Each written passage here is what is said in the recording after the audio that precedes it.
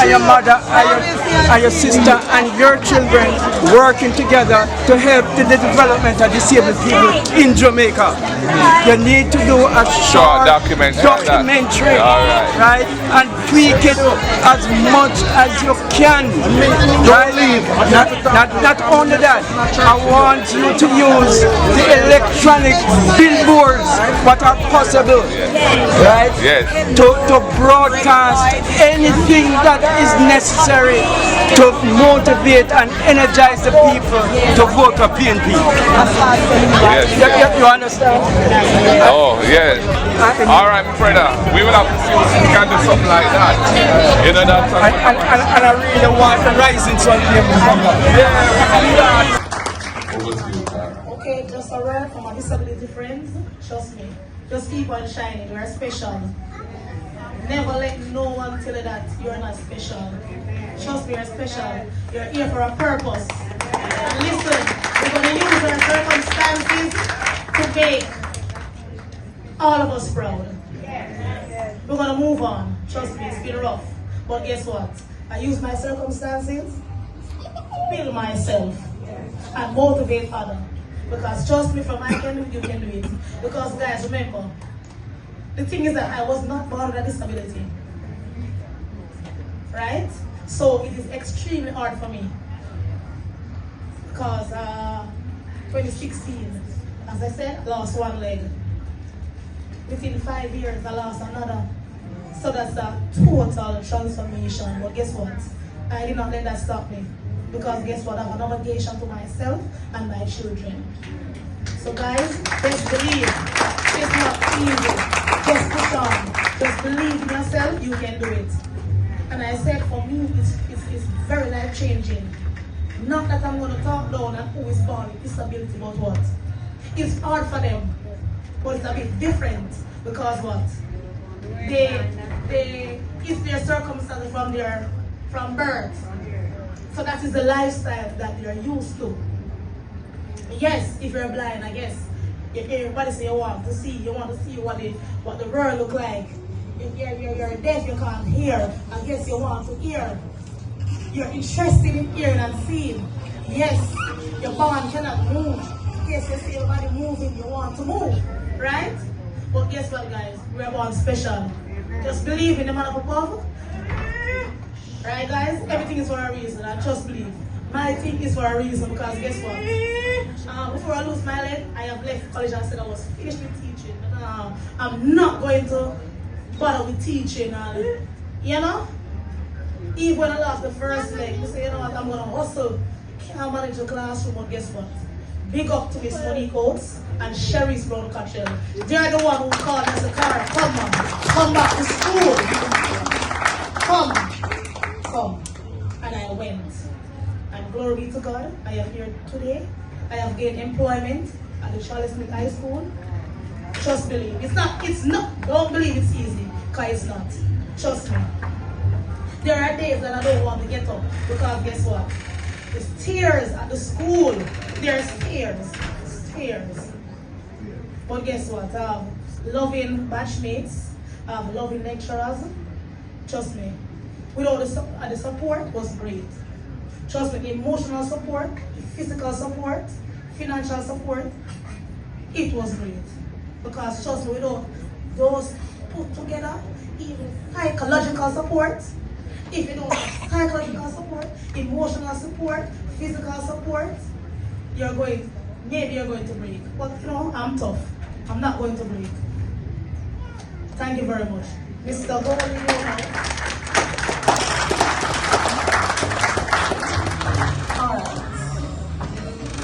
first question, Mr. Goldie. Many Jamaicans are unaware the PNP's legacy in disability advocacy. Can you share with us some of the things which the PNP has done that directly impact persons with disabilities? Thank you for that question. Well,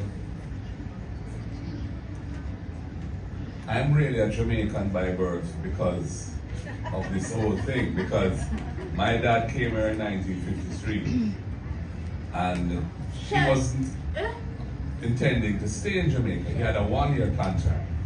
And he was supposed to be going, I think, to the University of Chicago, where he had a post. But there was the polio epidemic, and there was a Kendall train crash.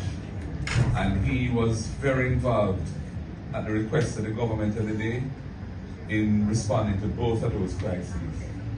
And that led to the establishment of what was originally called the Polio Center. And then became the Mona Rehab Center. Yes, that's in Yeah, that's right up there.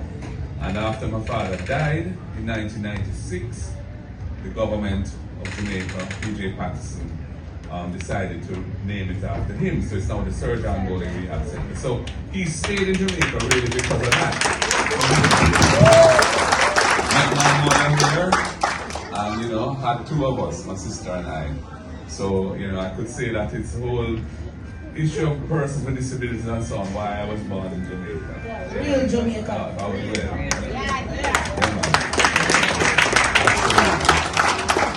Now, PNP has I would say a proud legacy of championing the rights of persons with disabilities. First of all, in I think it was 1992, we established a national disability policy, and that was what led us eventually to signing the UN Convention, United Nations Convention for the Rights of Persons with Disabilities. And Jamaica was the first country to sign and ratify that convention. And that was under the People's National Party. Having done that, we then proceeded to design the law that would implement the convention in Jamaica. Because when you sign a convention, it binds the country on in international law, but it's not part of the local law, the domestic law. For that to happen, you have to pass a local law to implement it. And then, so we developed the Disabilities Act, and Senator Floyd Morris, Prof. Floyd Morris, and myself and others were very involved especially I came into it late in the day, but at a crucial stage, got it through legislation committee into Parliament, and we passed that law. I think it was 2014 we passed it. And that created legal rights for persons with disabilities in a wide array of areas of life, from education to transportation to employment, etc., where the state and the owners of property have an obligation to provide accessibility to persons with disabilities. And it also established the Disabilities Rights Tribunal, which is a legal mechanism where somebody who feels that their rights under the Disabilities Act are not being lived up to, they're being violated, they don't have to go to court to enforce those rights. They can go to the Disabilities Rights Tribunal, conducive to living. And these are some of the things that I would say are going to drive our housing policy. Essentially, we want to make housing affordable for the people, and we want persons with disabilities to have the best possible chance of participating in that rapid expansion of affordable housing right across Jamaica. Our plan is to do at least 500, build at least 500 affordable houses in every constituency in the country.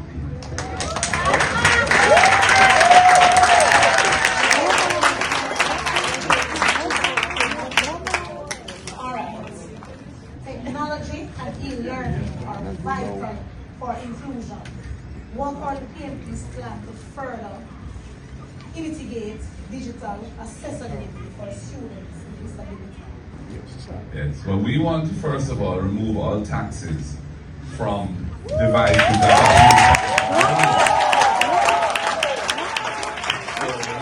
laptops and tablets and so on.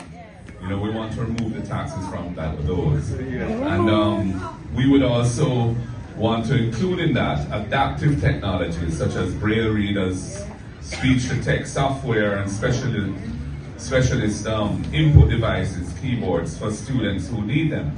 And this is an area where the Disability Fund can play a role in providing support for the cost of those items. So these are some of the things that we are looking at in the area of education, because we realize that technology has a particularly critical role to play in delivering education for persons with disabilities. You know, because of the nature of their lives, technology can help to bridge some of the gaps of accessibility that they would otherwise not be able to bridge. So that's one of the things that we would want to focus on, using the resources that that fund will have. We also see a need to train our educators. There must be a public consciousness raising process where the government explains to the society what it is expected of each and every one under the Disabilities Act. Because it's when people are aware of their rights, and also when people are aware of their obligations under the Act, that you will see action. And then the Disabilities Rights Tribunal can play a critical role in, I would say, mediating any kind of disputes towards a solution where people bring their complaints before that body. So that is an important part of what we would bring to the table there. You know, we want to strengthen the Jamaica Council for Persons with Disabilities, provide it with resources so that it can carry out its function of investigating complaints. I am aware that that body has tremendous budgetary constraints, and it is affecting how effective they are in doing their work. And you can't have the Disabilities Act having the impact that it should have unless the Jamaica Council for Persons with Disabilities is supported sufficiently so that it can play the catalytic role that it is supposed to play in investigating matters and then generally representing the community of persons with disabilities in the government, you know, in all areas of government. So that is an important aspect of it as well. You know, we will also want to look at auditing public spaces, schools and government offices for accessibility, so that we can set out a plan of action to make government facilities, schools and others, as accessible as possible for persons with disabilities. That has to be a very deliberate process. And also work with the private sector, the PSOJ and other bodies that represent business, so that they can have a good understanding of what is expected of them in their business places and in their employment practices to provide accessibility for persons with disabilities. So these are some of the things we want to do. And even, for example, looking at development approvals for the building of buildings or projects and government contracting and so on. These are areas where a proactive approach for inclusion of persons with disabilities must be brought into the thinking and into the process so that we ensure that what is built is accessible. And government contractors, you know, take into account persons with disabilities when they're tendering for government contracts, for procurement contracts, so that they can, for example, we could look at giving in the point system when you're weighing up different tenders, to the extent that they are employing persons with disabilities, they could be given extra points for that sort of thing. Yeah, so we can see, want to encourage them to, you know, bring people into the workshop, into the workplace.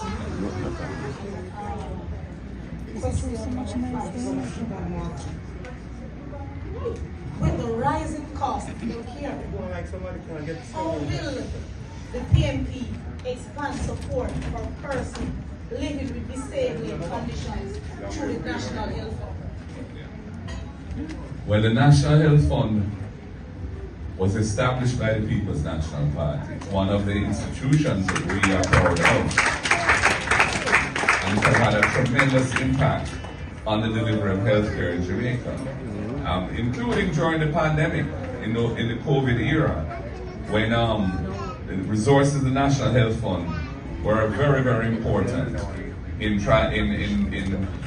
bringing oxygen and vaccinations for those who want to be vaccinated and so on to the people. So we would like to empower the National Health Fund some more to ensure that the assistive devices and critical medications are available with, you know, subsidy and support, from the National Health Fund to those persons who need it. And so that is one area that we are looking at. And of course, as I mentioned, the National Disabilities Fund, which we want to establish with that $1 billion, which we would intend to add to every year. We see that as also playing a role in ensuring that persons who have disabilities and need access to health care get support where there are situations in which they need that kind of help. So these are some of the things that we're looking at doing. And you know, we also would like to establish mobile clinics where we can go out into the communities where people are. Yeah.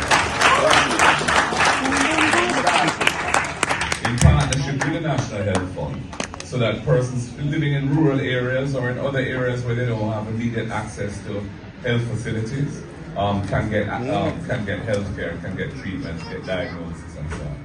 So these are some of the things that we're looking at to make health care more available to persons with disabilities.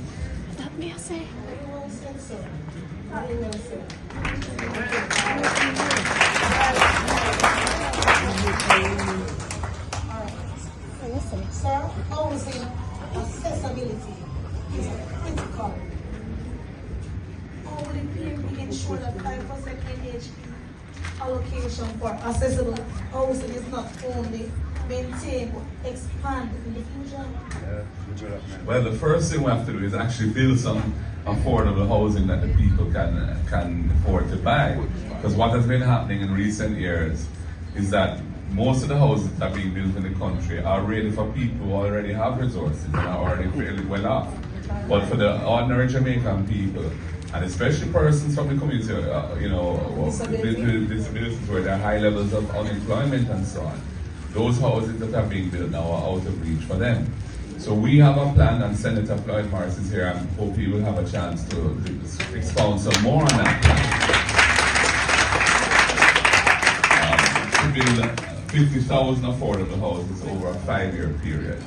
And in the design of those houses and in the allocation of those houses, the community of persons with disabilities has to be very much in mind, so that we don't make the mistakes of excluding them from their ability to participate in those houses.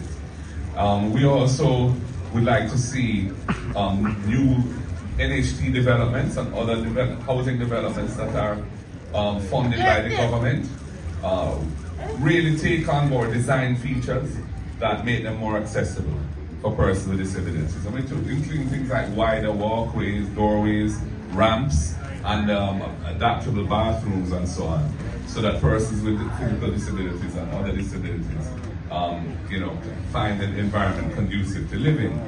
And these are some of the things that I would say are going to drive our housing policy. Essentially, we want to make housing affordable for the people, and we want persons with disabilities to have the best possible chance of participating in that rapid expansion of affordable housing right across Jamaica. Our plan is to do at least 500, build at least 500 affordable houses in every constituency in the country.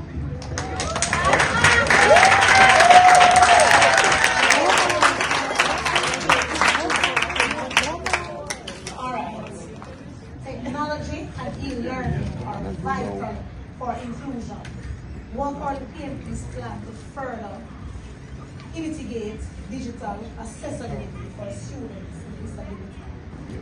Yes, well, we want to first of all remove all taxes from devices that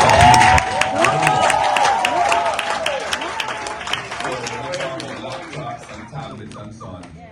We want to remove the taxes from those. And we would also want to include in that adaptive technologies such as braille readers, speech-to-text software, and especially the People's National Park. And also, I mentioned Hope Valley Experimental School was established under the PMP in the 1970s. Again, my father had an integral role in that. My father was not a politician, but he was very involved in institution building. And so he had to deal with government a lot and got the support of the PNP government to establish the Hope Valley Experimental School. And I see my friend Julian Robinson here, who went to that school. And of course, that was a school set up for what were then known as able-bodied children and children with disabilities to go to school in the same place and kind of learn to just function normally with each other and understand each other and what it is like, for others who are maybe not have the same physical situation as them. So those are some of the things I would say that that the PNP had championed, and we have a plan now for when we next form government, and we want to establish a disabilities fund. And our target initially is to start it with $1 billion, and that fund.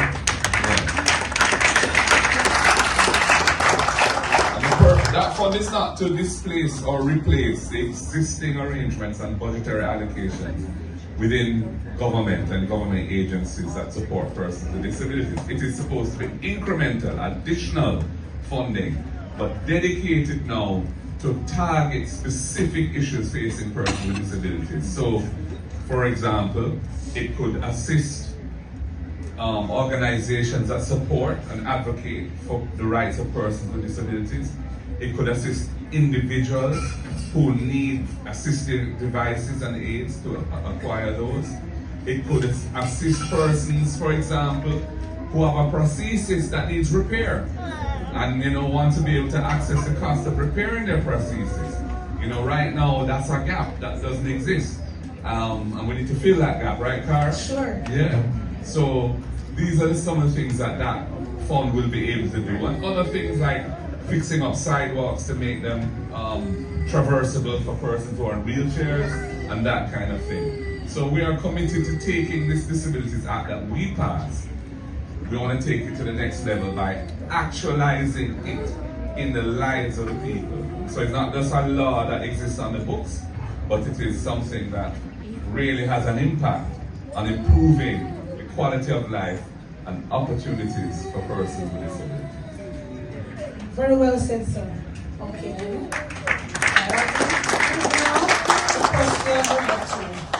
Alright. How does the PMP plan to ensure that persons with disabilities have a strong voice in national decision making and political participation? Yes. Well, our party is built on certain principles, and participatory democracy, which is a long word or two long words, is a fundamental principle for us. So that means that we believe that government must be informed by persons being involved in the process of anything that impacts them. So applying that principle to the community of persons with disabilities, we would want to see that community brought into the mainstream as much as possible of how countries run on a day-to-day basis.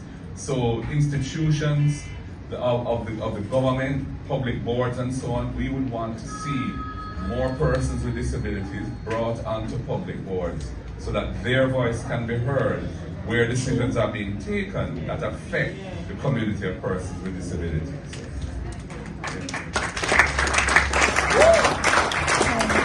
We would also like to establish what we could call consultative councils, where persons with disabilities at the national and parish levels are represented to ensure that their voices are heard on issues that affect their lives. So, for example, we envisage encouraging the municipal corporations to establish these kind of consultative councils with the community of persons with disabilities in their jurisdiction, in their parish, for example, or in the KSAMC, so that the issues of persons with disabilities are constantly being brought to the fore, and where the people who have the resources to spend and to allocate and make decisions around that can hear what those issues are. And that means you should have a more responsive government at the grassroots level, moving right up to the top. Very much so.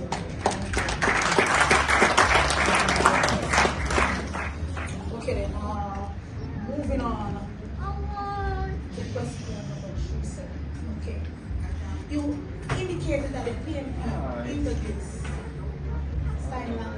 Parliament, a historic first.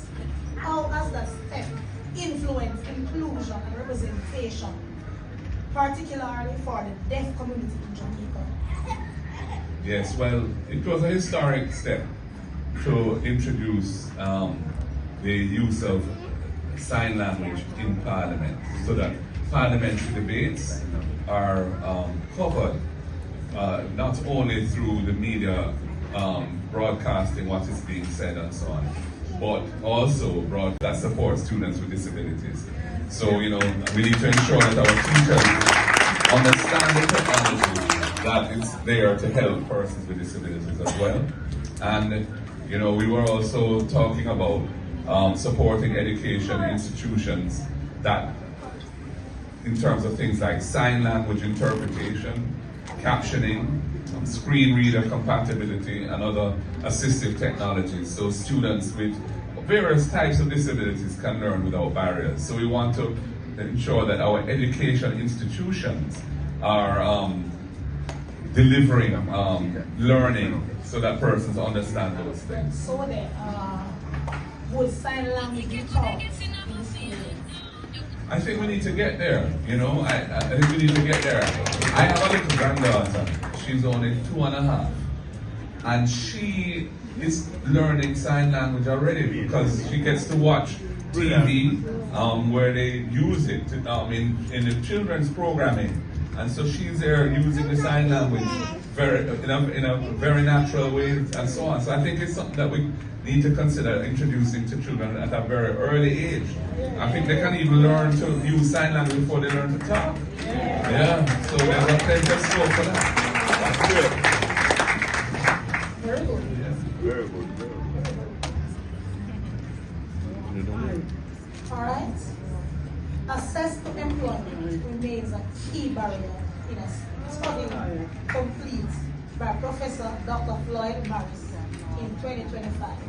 It was noted that 91% of those interviewed stated that they were unemployed. How will the PMP strengthen the policy reserving 5% of the public sector jobs for a qualified person with disability? Oh, yeah, man. Well, it's one thing to have that requirement on paper, but it's another thing to actually make it happen. And you know, if you don't monitor and if you don't measure, it doesn't get done. So it's important that we actually audit right across the public sector to see to what extent the different ministries, departments, and agencies are actually employing persons with disabilities and how they stack up against that target of 5%. And to the extent that they are achieving it, they should be rewarded for that. And to the extent that they fall short, they should be encouraged, strongly encouraged, to look at ways that they can get close to that target. So that is part of what we need to do with having disabilities rights very much in mind. In the employment era, the public sector must lead the way and set an example so that we can ensure that as many people as possible from the community of persons with disabilities get the opportunities to work in the public sector. We're also looking at working with the Abilities Foundation and with HEART, NSTA, to expand training and job readiness programs to ensure that qualified candidates are prepared for meaningful public sector roles. So there may be some need for training of persons to get them ready to enter those roles, those employment opportunities in the public sector. And we need to ensure that the agencies that exist are encouraged and supported in delivering that training. And lastly, I would say we have to work with the private sector, the PSOJ, the Jamaica Chamber of Commerce, the Jamaica Manufacturing and Exporters Association, the Small Business Association, to make sure that they encourage their members to get on board with creating great accessibility for persons with disabilities in the world of employment, and to take advantage of whatever training and other opportunities, accessibility issues and so on, that the government, through the various government agencies and the support of the funding of the Disabilities Fund, is able to provide, enable persons to come into the workplace, whether it be in the private sector or the public sector. So it really is about having a consciousness of the issues of persons with disabilities and ensuring that in every area we are mindful of their needs and the community's needs, the community's abilities, and what needs to be done so their abilities can be encouraged and can flourish and can find expression in tangible ways through the world of work. Sounds good, sounds very good. Okay, sir. Mr. Margot, sir. All right. Thousands of people in Jamaica with disability who rely on assistive devices just to live with dignity and independence, yet many can't afford them. What will the PAP do to ensure these essential tools are no longer out of reach? Well, we know that there are real challenges for many people in this area. You know, thousands of our brothers and sisters across Jamaica living with disabilities. Some of them need a wheelchair, some need a hearing aid, some need a prosthetic limb or the repairing of a limb, and so on. And getting access to that might be the difference between opportunity and isolation, or the ability to go to work or not. So this is very, very important. We don't regard these assistive devices as luxuries, no. We see them as lifelines. These are basic, critical things that the government must find ways of delivering. Yeah, they make you independent, they make you independent, they make you productive, and therefore they help the economy because they make people more productive, and it's the people that generate economic activity. So it's part of building an economy, is ensuring that the people who need those devices have access to them. And this is one of the main reasons why we think it's necessary to have a dedicated fund to support the community of persons with disabilities, because otherwise in the budgeting process they're not going to get what they need. And so having a dedicated fund with their needs in mind is a very important decision that we have made to help drive this process forward. And you know, we are also looking at possibly expanding the National Health Fund coverage to include some of the key assistive devices and reduce the burden, financial burden on families. So the NHF, they have a range of things that they cover and fund, and we want to look at what assistive devices can be included in that range of things that they cover. And you know, generally speaking, you know, again, I mentioned the mobile clinics. And you know, we want to see how we can roll out those online clinics so that we can do on-site fittings, repairs, and training, so that people can use and maintain their devices with confidence. So that, you know, somebody who has a need for a repair of a limb, for example, can get in touch with the Jamaica Council for Persons with Disabilities, who could then relay that to the mobile clinic that could come out to where that person lives and see if they can deal with the matter there.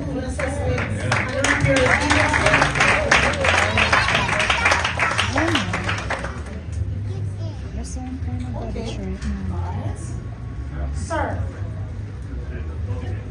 it is a matter of the Ministry of Education that every child must learn. However, a study done by Professor Floyd Morris in 2011 revealed that while 46% of these interviews supported inclusive education, 96% indicated that they cannot provide adequate support to students with disabilities. While the study was some time ago, antidotes suggest that any improvement has not been enough. What will a PhD government do differently? Yeah. Well, we have our spokesperson for education here, and I'll give him the opportunity to speak on that matter when you hear from him. What I would just say to you is that we are committed to an education system which benefits all, and where special needs are identified early, and where the necessary arrangements are in place so that we can accommodate those needs as best we can, and do so in an inclusive way, rather than a way that condemns people to be, you know, isolated from the rest of society. That is not the approach we favor. We favor approaches where persons are brought in to participate in society and are given the necessary support so that they can do so as best as possible.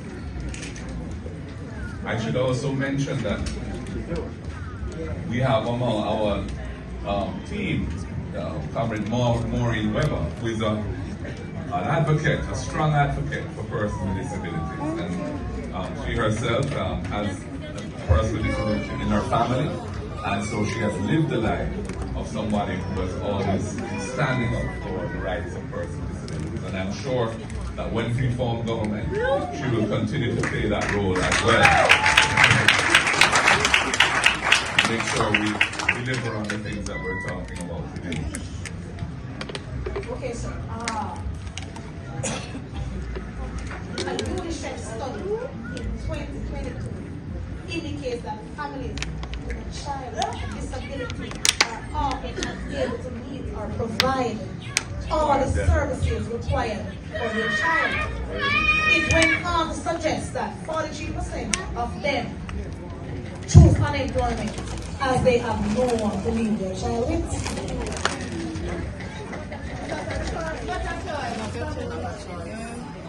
Okay, sorry.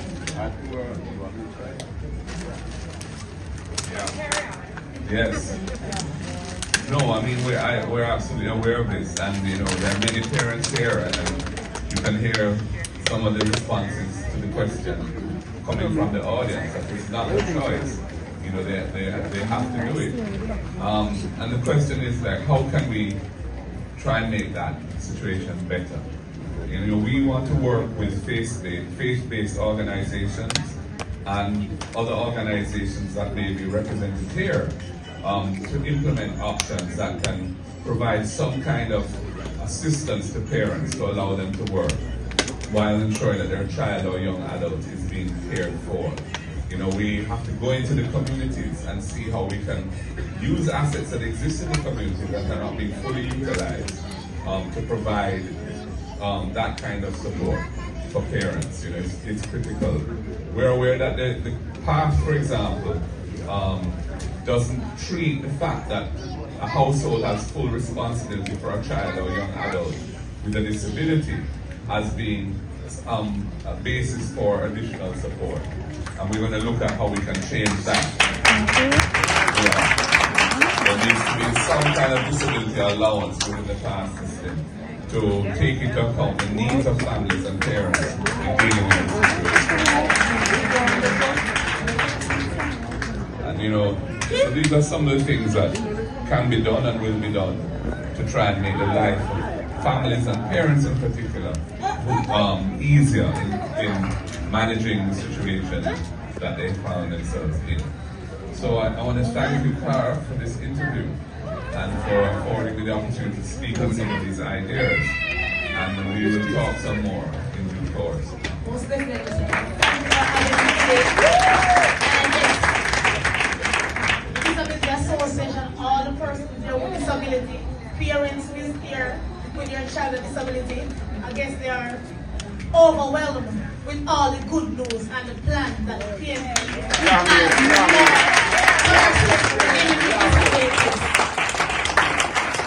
Thank you. So I